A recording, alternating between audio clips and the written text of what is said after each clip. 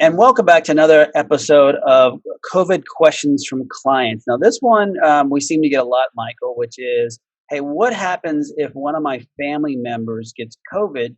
Um, do I still have to report to work, or vice versa? Meaning, one of my employees, children or spouses has COVID, can they come back to work? So, how should we answer that one, Michael?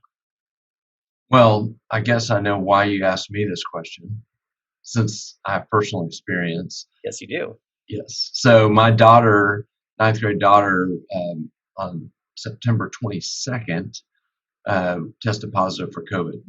And so I got to put into practice in real time all the questions from clients that we've been getting, and I had to pause in the emotion of the moment and remember that I actually know the answer to this, and so we were able to work through it. But essentially the way this is, the CDC guidelines is what you follow, um, and the idea is if you're caring for someone who's tested positive, so you're living in a home with them, then you have to quarantine, and everyone in the home has to quarantine, and that quarantine starts from the date of isolation. And what that means is the person that tests positive has to go into isolation, which is different than quarantine. In other words, they are in their own room, families not, in their room, in their own bathroom, and not interacting with the family.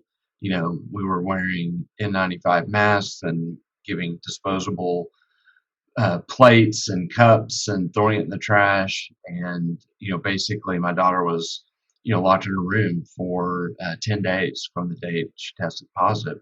That's the isolation. For us in quarantine, we had to be in quarantine for 14 days from the date that our daughter went into isolation. So basically the date of last exposure. That was the last possible day that we could have been exposed to her.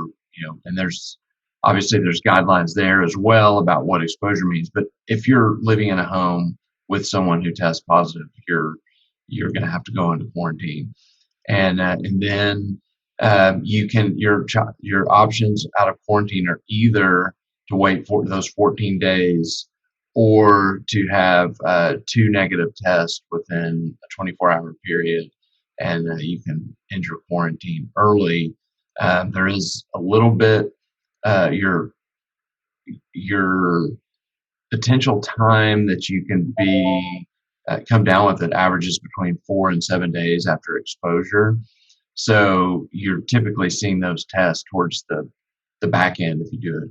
Our family chose to just do the quarantine through the 14 days, and yeah, that's pretty much how this would apply for any business, whether you're a healthcare business and you have an employee who has a family member that comes down with COVID, or you and someone in your family has it. Thanks, Michael, for sharing your story. And for those of you who have questions, what Michael was talking about when it comes to the CDC guidelines, it's important to understand your state may have different versions of that. But what we're seeing is most states are either mirroring what the CDC has requested or have additional restrictions besides that. So as an employer, as a reminder, that means that if one of your employees does have a loved one that is home and sick and they're taking care of them, please follow your CDC guidelines, or please follow the guidelines set forth by your particular state. Obviously, if they can telecommute, that's great, but otherwise, they should not be interacting with your returning to work until they clear the quarantine period. But if you have any other questions, we've been getting a lot of questions from our audience, so please continue to submit them, and as we can, we will address them each time. But Michael, thanks again for sharing your story, and more importantly, we're happy to have you out of quarantine. So am I. All right, and thanks again for joining us.